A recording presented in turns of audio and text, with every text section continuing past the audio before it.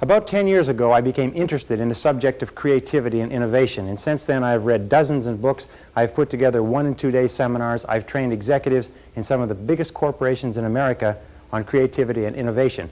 In the next 55 to 60 minutes, what I'm going to do is give you 21 key ideas or concepts that you can use to think far better and far sharper, that you can use to accelerate your career, to remove obstacles and roadblocks, to achieve creative breakthroughs, and to get far more satisfaction, performance, productivity, and profit out of yourself and out of your business. Remember this, though, creativity is a skill. It's like typing with a typewriter or riding a bicycle. You can learn the skill if you learn the systematic methods of creativity that we're going to talk about here. It's very much like a combination lock.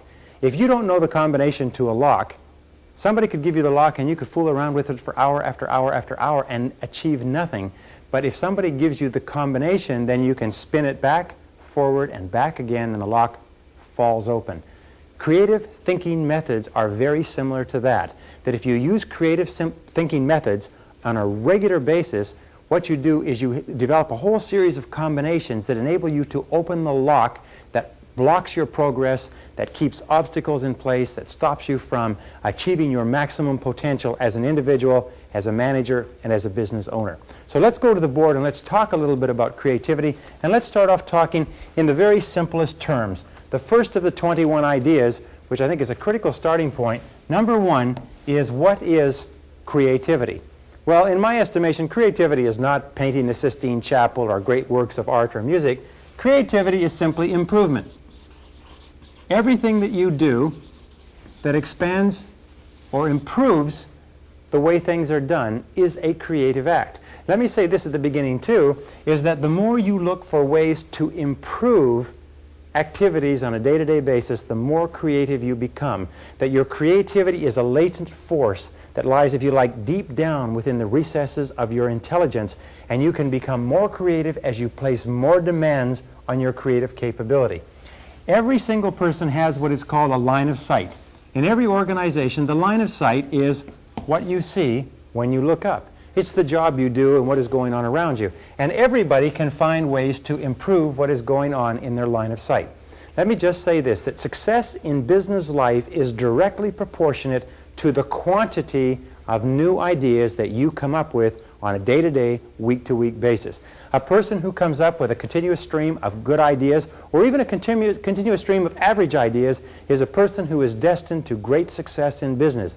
People who come up with no ideas or very few ideas are usually stuck where they are. So look in your line of sight. What do you see around you that may lead to improvements? In 1975, Mazda Corporation of Japan had been decimated as a result of trying to introduce the rotary engine. Their profits were down to $5 million in that year, and they introduced a suggestion program where they encouraged people in the company to give suggestions on how they could do things better, faster, cheaper, easier, newer, and so on.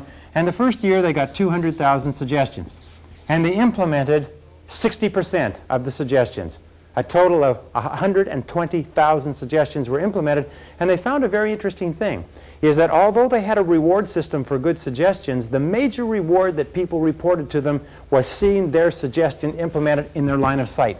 The satisfaction they got from coming up with an idea and seeing it applied was the big payoff. In 1980, only 5 years later, Mazda Corporation had made an astonishing turnaround. Their profits were up to 95 million. The number of suggestions was running at 2 million suggestions per year, and they were still maintaining a level of implementation of 60%.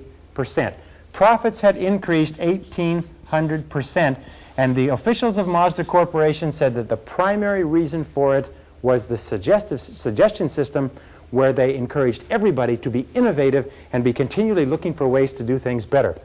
Now, as opposed to that 60% implementation, when we test the level of implementation of suggestions in American or Canadian corporations, we find that the level is about 10%. Now, if it's 10%, what does that mean? It means for every 10 suggestions that a person gives to the average corporation, 9 of them are rejected.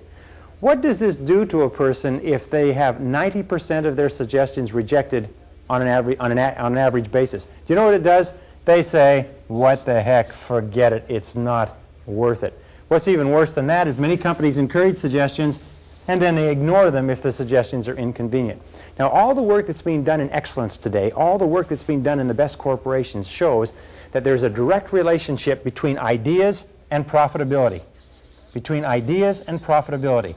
It's because of the dynamic nature of our society, because of the competitiveness, because of the rapid obsolescence of products and services, that the more and better and faster ideas that you can generate within your organization, the more likely it is that you're going to survive and thrive in the years ahead. And an organization that does not continually come up with new ideas is an organization that is doomed. So, when we talk about organizations, we know that organizations are simply people. Organizations are simply you and the people around you. And this brings us back to what you might call the psychology of creativity. What are the factors that determine your creativity?